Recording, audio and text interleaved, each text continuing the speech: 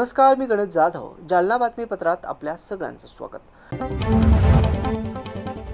या बातमीपत्राचे प्रायोजक आहेत संजीवनी मल्टी स्पेशालिटी हॉस्पिटल. आपल्या आरोग्याची संजीवनी. The skill to heal, the spirit to care. Gyan Sanjeevani foundation school शैक्षणिक वर्ष 2026-27 साठी प्रवेश सुरू.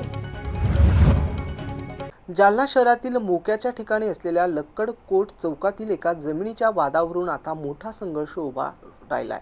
ही जमीन कायदेशीररित्या आपलीच असतानाही काही गुंड प्रवृत्तीच्या व्यक्तींनी तेथील फलक आणि बॅनरची तोडफोड केली असून यामागे मोठे राजकीय षडयंत्र असल्याचा खळबळजनक आरोप संजय कटके आणि जयश्री कटके यांनी एका पत्रकार परिषदेत केला. या प्रसंगी जयश्री कटके यांना अश्रू अनावर झाले असून त्यांनी आपल्या कुटुंबाच्या जीवितास धोका असल्याचंही पत्रकार परिषदेत स्पष्ट केलंय. बघूयात नेमकं त्या काय म्हणाल्यात. लक्कडकोट चौकातील संबंधित जमीन जयश्री कटके यांनी खरेदी केली असून भूमी अभिलेख कार्यालयापासून ते मंत्रालयापर्यंतच्या सर्व शासकीय कागदपत्रांवर मालक आणि कब्जेदार म्हणून त्यांचंच नाव आहे. PR कार्डवरही त्यांचीच नोंद आहे. असं असतानाही शुक्रवारी काही समाजकंटकांनी जागेवरील गेटचे बोर्ड तोडले आणि बॅनर फाडून टाकले. हा सर्व प्रकार सुनील राठी आणि अनिल मालपानी यांच्या सांगण्यावरून सुरू असल्याचा आरोप कटके यांनी केलाय. पत्रकार परिषदेत माहिती देताना संजय कटके म्हणाले की जालना तहसीलदारांच्या आदेशाला सुनील राठी आणि अनिल मालपानी यांनी उच्च न्यायालयात आव्हान दिलंय. न्यायालयात आपला ताबा सिद्ध करण्यासाठी सुनील राठी आणि अनिल मालपानी हे गुंड प्रवृत्तीच्या लोकांच्या मदतीने या जमिनीवर ताबा घेण्याचा प्रयत्न करतायत. आमचा या जागेवर 1974 पासून ताबा आहे. अगदी लाईट बिल सुद्धा आमच्याच नावे. सर्व चौकशीत जागा आमचीच असल्याचं स्पष्ट झालं असतानाही न्यायालयाची दिशाभूल करण्यासाठी हा खटाटोप केला जातोय असे त्यांनी नमूद केले. नमस्कार, मी जयश्री संजय कटके. ह्या लक्कडकोट एरियातली 10 पाचही रजिस्टर माझ्या नावाने झालेले आहे, ज्या की न्यायालयाच्या हिशोबाने आलेल्या आहेत. मी सुशिक्षित महिला असून माझं MA सोशियोलॉजी झालेलं आहे. त्याच्यामुळं मला सगळं कागदपत्र वाचून मी सगळ्या प्रॉपर्टी खरेदी केलेल्या आहे. त्याच्यामध्ये जेव्हा गोरंटे साहेबांनी सांगितलं होतं की ह्या प्रॉपर्टी ही खोटी आहे, मग ही तपासण्यासाठी कलेक्टर साहेबांनी एक समिती नेमली होती. त्या समितीमध्ये कलेक्टर साहेबांचं एक निवेदन देण्यात आलं. म्हस्के साहेबांनी दिलं, TLR म्हस्केने दिलं की ही सगळी प्रॉपर्टी जयश्री संजय कटकेची आहे, त्याच्यामध्ये राठीचा कोणताही संबंध नाही, असं त्या समितीचा तो कागद तुम्हाला मिळून जाईल. आणि आम्ही गोरंटे साहेबांकडे वारंवार गेल्याने आम्हाला त्यांनी अपमानित करून बाहेर पाठवलंय. आम्हाला गोरंटे साहेब म्हणतात 3 करोड रुपये त्याला द्या. आम्ही कुठून देणार? मी माझ्या सगळ्या प्रॉपर्टी विकून, माझ्या लेकरांचं लग्न झालेल्या पोरींचं सोनं नाणं विकून मी प्रॉपर्टी विकत घेतली आहे. आणि ते म्हणतात तुमची लायकी आहे का की तुम्ही रोडावरची प्रॉपर्टी विकत घेऊ शकता? म्हणजे हा कोणत्या प्रकारचा अन्याय माझ्यावर होतोय? तर प्लीज, आणि आम्ही प्रशासनाला पण विनंती करतोय. प्रशासन म्हणताय सिव्हिल मध्ये आम्ही कसं काय येऊ शकतो, पण सिव्हिल मध्ये गुंडे थोडी पाठवू शकतात. सिव्हिल मध्ये राठी आला असता तर ती गोष्ट वेगळी होती ना. गुंडे पाठवून आम्हाला दहशती खाली मध्ये आम्ही राहतो इथं. ठीक आहे, ते गुंडे काय करतायत? नुकसान करतायत. आम्हाला त्यांनी काही नाही केलं, पण नुकसान करतायत. इकडचं माझा बोर्ड आता फाडला, माझं सगळं माझ्या मालाची नासधूस चालू आहे. मी फरशा लावत होते माझ्या जागेवर. 1974 पासून ही जागा माझ्या ताब्यात आहे. तरी पण प्रशासनाने माझी साईड घेतली पाहिजे. आणि मला विनंती आहे प्रशासनाला की माझ्याबद्दल ते प्रशासनाने विचार केला पाहिजे. माझे कागदपत्र बघितलेले, माझं सगळं बघितलेले. माझे भाजप नेते मोदी म्हणतात महिला का आदर करो. हे कोणत्या टाइप का आदर आहे मोदीजी? गृहमंत्री साहेब, हे काय चालू आहे तुमच्या काळामध्ये? महिलेवर अत्याचार, फक्त अत्याचार. मी फार सगळ्या ह्याच्याने परेशान झाली आहे. मला इतका त्रास होते. मला कधीही काही होऊ शकतं. हे नेते लोक माझा मर्डर करू शकतात, माझ्या नवऱ्याला मारू शकतात. माझ्या नवऱ्याची गोरंटे साहेबांनी नोकरी पण घालवली होती. 2023 मध्ये जेव्हा 145 झाला होता तेव्हा त्यांनी सांगितलं होतं, त्यांच्या एक तुम्ही क्लिप काढा. गोरंटे म्हणले होते की मी तुमच्या मारवाडी लोकांना सगळ्यांना स्पीकर मध्ये बोललेले आहेत की मी संजय कटके, जयश्री कटकेच्या ताब्यातली जागा मी राठीला देणार आहे. ही कोणत्या प्रकारची गुंडागर्दी करता गोरंटे साहेब? तुम्हाला शोभत नाही. आम्ही सर्वसामान्य आहे. आमच्या तुम्ही का नादी लागलेले? आम्हाला प्लीज त्रास नका देऊ. आम्ही फार मानसिकता आमची खराब झालेली आहे. मी साहेब सकाळपासून पाण्याचा कण घेत नाहीये. मी आता यानंतर उपोषणाला बसणार आहे. तुम्ही बघा मी जिवंत राहील का नाही राहील मला माहिती नाही, पण हे सगळे इथे जेवढे गुंड बसलेले आहेत तेवढे त्यांचे सगळ्यांचे व्हिडिओ आहेत. आणि पुन्हा जे सगळं काही प्रशासन माझ्या मरणाला जबाबदार राहणार आहे, माझ्या नवऱ्याच्या, माझ्या मुलाच्या. प्लीज आम्हाला त्रास नका देऊ, आम्ही मंत्रालयापर्यंत जिंकलेलो आहे. आमचे कागदपत्र खोटे असेल तर आम्हाला पब्लिकली एका शब्दात जरी बोललं तरी आम्ही बाहेर निघून जाऊ. प्लीज आम्हाला आमच्यावर दया करा, आम्हाला त्रास देऊ नका. पत्रकारांना बोलवलं या ठिकाणी काय कुठली समस्या आहे? आमची समस्या अशी साहेब की लक्कडकोट चौकामध्ये आम्ही खरेदी केलेली जे की त्या वारसदारांना मान्य न्यायालयाने त्यांना ती प्रॉपर्टी त्यांच्या नावावर केलेली आहे. त्यांच्यानंतर त्यांच्याकडून आम्ही खरेदी केली. आम्ही खरेदी केल्यानंतर आज रोजी आमचे नावं पी आर काढले आहे आणि वारसदारांचे सगळ्यांचे नावं कोर्टाच्या आदेशासहित पी आर काढले आहेत. आम्ही पी आर काढला 5 प्रॉपर्टी आम्ही खरेदी केलेले आहे. 5 खरेदी खत आमचे आहेत. आणि सुनील राठी आणि अनिल मालपानी, हा अनिल मालपानी यांनी ज्याच्याकडून घेतली त्रिभुवनदास गौरव, हा कधी मालमत्ता पत्रिकेवर त्याचं पी आर काढला कधी नावच नव्हतं, बोगस रजिस्ट्री करून घेतलेली. त्याच्या रजिस्ट्रीला आम्ही चॅलेंज केलेलं आहे. अनिल मालपानीने त्याला जे राठीला रजिस्ट्री करून दिली ती रजिस्ट्री त्यांनी एकही रुपया त्याला न देता 90 लाख रुपयाचे पूर्ण चेक बाउन्स झालेत. ते बाउन्स झाल्यानंतर ते चेकने मालपानीने त्याची रजिस्ट्री रद्द करण्यासाठी कोर्टात दाखल केलाय आणि दावा दाखल केल्यानंतर त्या दाव्यामध्ये आम्ही पार्टी ऍड झालो. आम्ही पार्टी ऍड झाल्यानंतर आम्हाला पार्टी ऍड का केलं म्हणून त्यांनी हायकोर्टामध्ये जाऊन स्टे घेतलाय.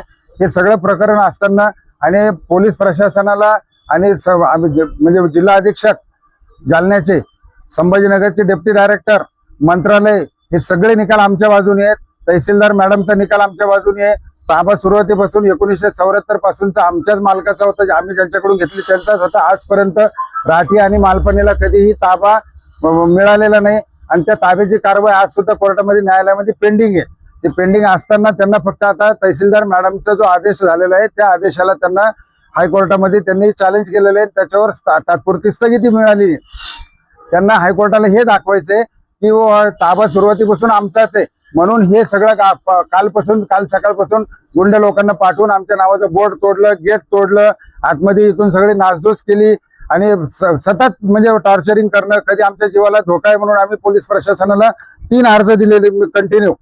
पोलीस प्रशासनाचे हे माझे अर्ज आहेत. माहिती अधिकारामध्ये अर्ज दिले त्यांना पोलीस प्रशासनानं, हे अर्ज आहे, हे त्यांचे रिसिव्ड आहे, हे त्यांचे रिसिव्ड आहे. आम्हाला पोलीस प्रशासनाकडून कुठलीही मदत होत नाही. पोलीस कर्मचारी इथं येतात 1 मिनिटासाठी, जे सगळं झाल्यानंतर ते निघून जातात. अधिकाऱ्यांना आम्ही सांगतो किंवा सर आमचे, तर ते म्हणतात की सिव्हिल मॅटर आहे, आम्ही त्याच्यामध्ये हस्तक्षेप करू शकत नाही.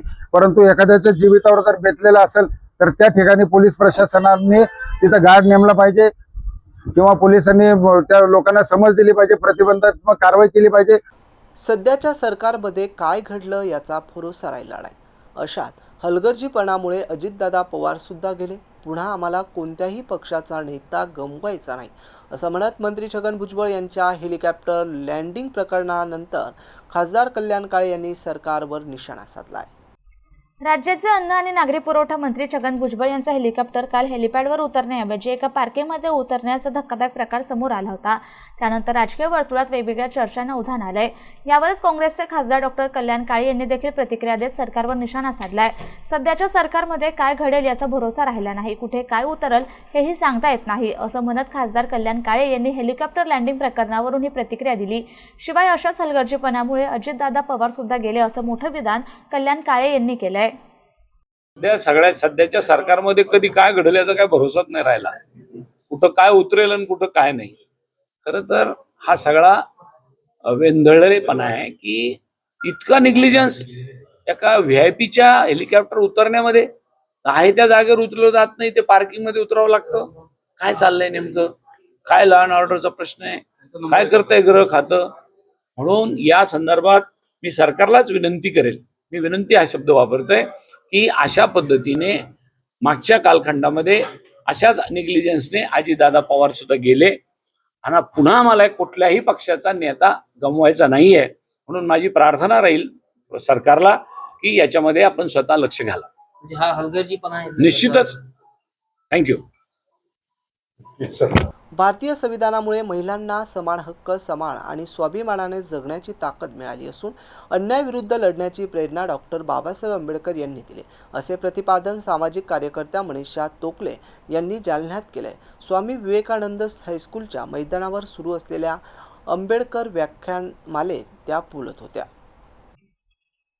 जालना शहरातील स्वामी विवेकानंद हायस्कूलच्या मैदानावर सुरू असलेल्या डॉक्टर बाबासाहेब आंबेडकर व्याख्यानमालेच्या चौथ्या पुष्पात सामाजिक कार्यकर्ता तथा जागर प्रतिष्ठानच्या अध्यक्षा मनीषा तोकले यांनी डॉक्टर बाबासाहेब आंबेडकर यांचे महिलांसाठी योगदान या विषयावर विचार मांडले. या कार्यक्रमाच्या अध्यक्षस्थानी महापौर वंदना मगरे होत्या. तसेच वैशाली सरदार, नूतन मघाडे, कुसुम रगडे, संजना धामोणे यांची प्रमुख उपस्थिती होती. तोकले म्हणाल्या की हजारो वर्ष भारतीय महिला सामाजिक गुलामकारीत अडकल्या होत्या. मात्र डॉक्टर बाबासाहेब आंबेडकर यांच्या क्रांतिकारी विचारांमुळे महिलांना शिक्षण, मालमत्तेचा हक्क आणि नोकरीच्या संधी मिळाल्या.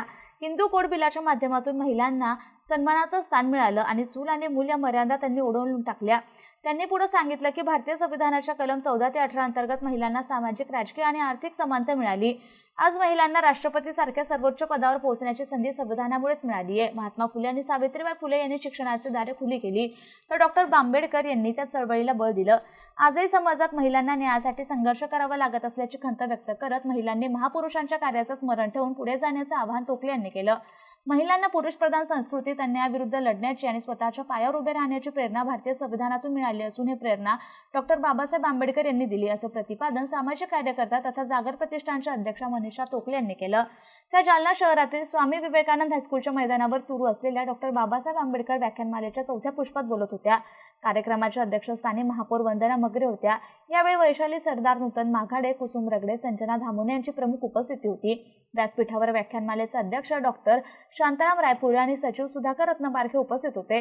डॉक्टर बाबासाहेब आंबेडकर यांचं महिलांसाठी योगदान या विषयावर बोलताना तोकले यांनी सांगितलं की भारतीय महिलांची स्थिती पूर्वी अत्यंत दयनीय होती. मात्र आंबेडकरांच्या विचारांमुळे महिलांना शिक्षण, समान हक्क आणि सन्मानाने जगण्याची संधी मिळाली. हिंदू कोड बिलाच्या माध्यमातून महिलांच्या अधिकारात कायदेशीर बळ मिळालं. त्यांनी संविधानातील समानतेच्या तरतुदींचा उल्लेख करत महिलांच्या प्रगतीत आंबेडकरांच्या दूरदृष्टीचा मोठा वाटा असल्याचं सांगितलं. तसंच महात्मा फुले आणि सावित्रीबाई फुले यांच्या कार्याचा उल्लेख करून महिलांच्या शिक्षणासाठी त्यांच्या योगदानाचे स्मरण केलं. प्रमुख अतिथी वैशाली सरदार यांनी महिलांनी आंबेडकरांच्या उपकारांची जाणीव ठेवून त्यांच्या विचारांनुसार जीवन जगावे असं आवाहन केलं. नूतन मघाडे यांनीही महापुरुषांनी दिलेल्या समानतेच्या विचारांची कास धरावी असं सांगितलं. अध्यक्ष समारोपात महापौर वंदना मगरे म्हणाल्या की संविधानामुळे सर्वसामान्य महिलांनाही नेतृत्वाच्या संधी मिळाल्या असून त्या स्वतः महापौर झाल्या, हे त्याचं उदाहरण आहे. कार्यक्रमाचं सूत्रसंचालन कांचन थोरवे यांनी केलं, तर आभार प्रदर्शन नंदिनी मोगरकर यांनी केले. कार्यक्रमाला विविध क्षेत्रातील मान्यवरांसह महिला आणि पुरुष मोठ्या संख्येने उपस्थित होते. भाषण आहे स्त्रियांच्या समोर.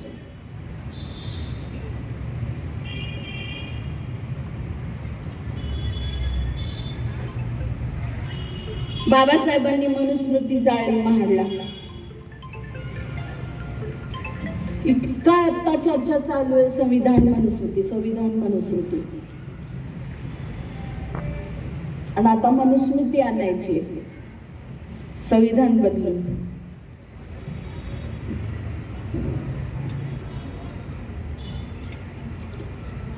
मनुस्मृतीत काय होतं, स्त्रियांनी जर ज्ञान घेतलं, शिक्षण घेतलं तर त्या अक्षराच्या आळ्या होतील, म्हणून स्त्रियांना तो अधिकार नव्हता. ही अंधश्रद्धा पण आहे आणि स्त्रियांनी शहाणं होऊ नये म्हणून ते सांगितलेलं आहे. दुसऱ्या स्त्रिया ह्या कशासाठी आहेत, तर कुटुंब आणि समाजाची सेवा करण्यासाठी स्त्रियांचा जन्म आहे आणि म्हणून त्यांनी तेच केलं पाहिजे. तिसरं, स्त्रिया इतक्या चालाक आहेत की विद्वान पुरुषाला सुद्धा त्या नादी लावू शकतात. म्हणजे विज्ञान कसं असेल, तो जर नादी लागत असेल तर असेल का विद्वान, का ज्ञानी असेल? हा, वक्ता जर खापरे असेल ना, तो माणसातला बी नसेल ना. जर तो कुण्या बायाच्या नादी लागत असेल तर तो काय माणूस असेल काय?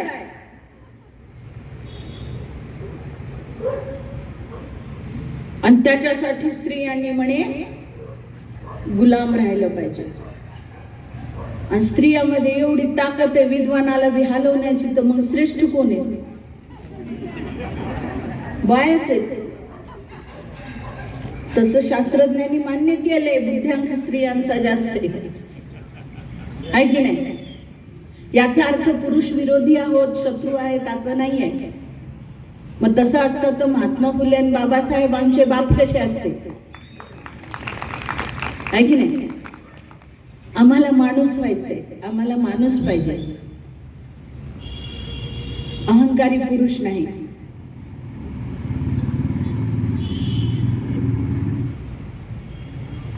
किंवा मर्दपणाचा आव आणून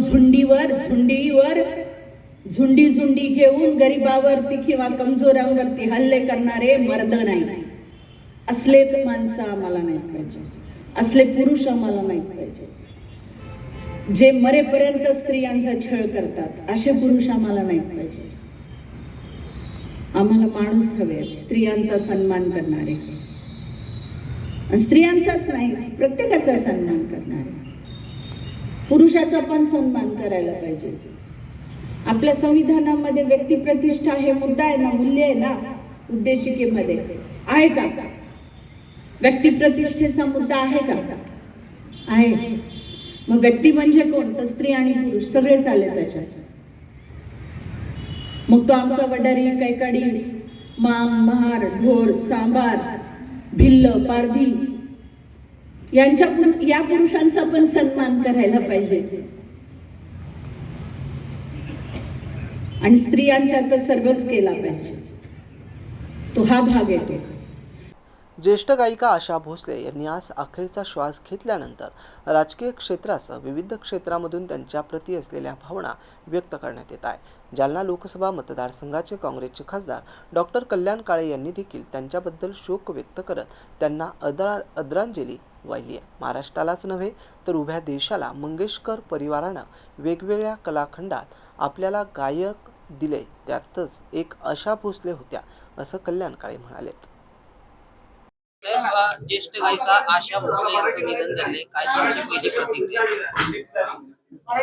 आपल्या महाराष्ट्रालाच नाही तर उभ्या देशाला या मंगेशकर परिवाराने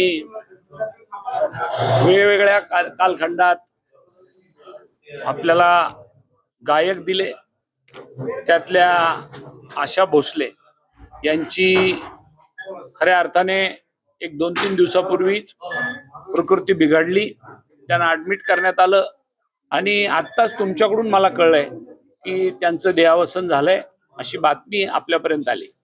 मी सर्वप्रथम आपल्या जालना जिल्ह्याच्या वतीने, खासदार या नात्याने आणि काँग्रेस पक्षाच्याही वतीने आणि माझ्या परिवाराकडून त्यांच्याबद्दल, त्यांचं जे निधन झालं त्याबद्दल आदरांजली वाहतो. आणि आशा भोसले यांनी ज्या पद्धतीने गायन क्षेत्रामध्ये जुन्या पिक्चर पासून ते नव्या पिक्चर पर्यंत, अगदी वयोवृद्ध माणसापासून तर तरुणाईपर्यंत जे संगीताचं वेड लावलं, किंबहुना त्या संगीतामध्ये आपल्याला स्वतःला गुंतून ठेवण्याची जी भूमिका लोकांना करावी लागली, असा गायक होणे नाही, मोठी पोकळी या निमित्ताने आपल्या देशातल्या या सांस्कृतिक विभागामध्ये झालेली आहे. मी पुनश्च एकदा त्यांना आदरांजली वाहतो, थांबतो. याबरोबरच हे बातमीपत्र संपलं. पुन्हा भेटूया बातमीपत्राच्या पुढील भागात. तोपर्यंत नमस्कार.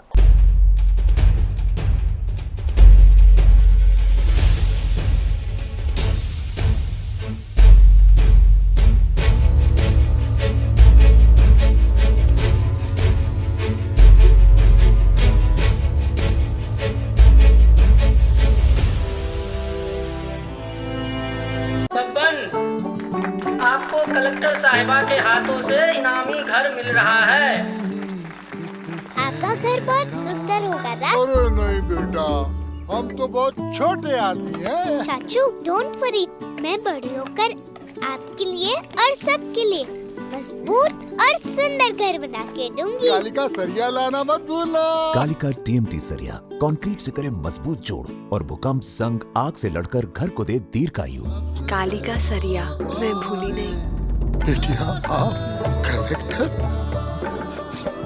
कालिका TMT, फैसला जो मजबूत हो।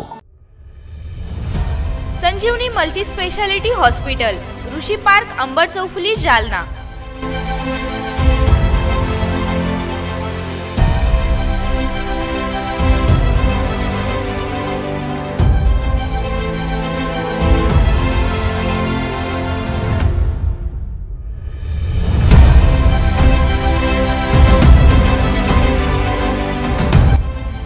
महात्मा ज्योतिबा फुले जन आरोग्य योजना आणि प्रधानमंत्री जन आरोग्य आयुष्मान भारत योजना उपलब्ध। मेडिसिन विभाग, बालरोग विभाग, स्त्रीरोग विभाग, अस्थिरोग विभाग, सर्जरी विभाग, नाक कान घसा विभाग आणि पॅथॉलॉजी विभागात काम करणारी तज्ञ डॉक्टरांची टीम। उपलब्ध सुविधा ICU, NICU, जालना शहरातील अद्ययावत Ultima of 100 with stent boost cath lab, modular operation theatre, dialysis विभाग, cardiac care unit CCU, angiography सुविधा, एंजिओप्लास्टी सुविधा, 24 तास अत्यावश्यक सेवा आणि कार्डियक ॲम्ब्युलन्स उपलब्ध। महाराष्ट्र पोलीस कुटुंब आरोग्य योजनेसह सर्व आरोग्य विमा कंपन्यांचे कॅशलेस उपचार। संजीवनी मल्टी स्पेशालिटी हॉस्पिटल, आपल्या आरोग्याची संजीवनी।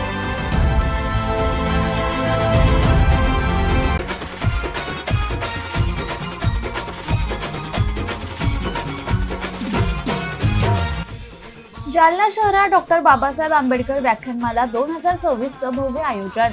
जालना शहरात सामाजिक, शैक्षणिक आणि वैचारिक वातावरणाला चालना देणाऱ्या डॉक्टर बाबासाहेब आंबेडकर व्याख्यानमाला 2026चं आयोजन करण्यात आलंय। ही व्याख्यानमाला 8 एप्रिल ते 13 एप्रिल 2026 दरम्यान संपन्न होत असून नामवंत या व्याख्यानमालेसाठी देश विदेशातील नामवंत वक्त्यांची उपस्थिती होत असून या व्याख्यानमालेत विविध विषयांवर मौलिक मार्गदर्शन होणार आहे। या व्याख्यानमालेची सुरुवात 8 एप्रिल वार बुधवार रोजी पहिल्याचे डॉक्टर कन्हैया कुमार यांचं व्याख्यान होणार आहे। 10 एप्रिल वार शुक्रवार रोजी JNUचे प्राध्यापक डॉक्टर रतनलाल यांचे विचारमंथन होईल। 11 एप्रिल वार शनिवार रोजी प्रमुख व्याख्यात्या मनीषा तोकले यांचं व्याख्यान आयोजित करण्यात आलंय। 12 एप्रिल वार रविवार रोजी शमीभा पाटील यांचं प्रेरणादायी मार्गदर्शन होणार आहे। तर 13 एप्रिल रोजी पुणे येथील राखी चौरे यांच्या भीमाची वाघीण या भीमगीतांच्या बहारदार कार्यक्रमाने या व्याख्यानमालेचा समारोप करण्यात येणार आहे। दररोज सायंकाळी 7 वाजता होणाऱ्या या व्याख्यानमालेत जालना शहरातील नागरिकांनी मोठ्या संख्येने उपस्थित राहावं असं आवाहन आयोजकांनी केलंय। या कार्यक्रमाचे आयोजन डॉक्टर बाबासाहेब आंबेडकर व्याख्यानमाला 2026 समितीच्या वतीने करण्यात आले असून अध्यक्ष प्राध्यापक डॉक्टर शांताराम रायपुरे आणि सचिव सुधाकर भाई रत्नपारखे यांच्यासह सर्व पदाधिकाऱ्यांनी उपस्थित राहण्याचं आवाहन केलंय।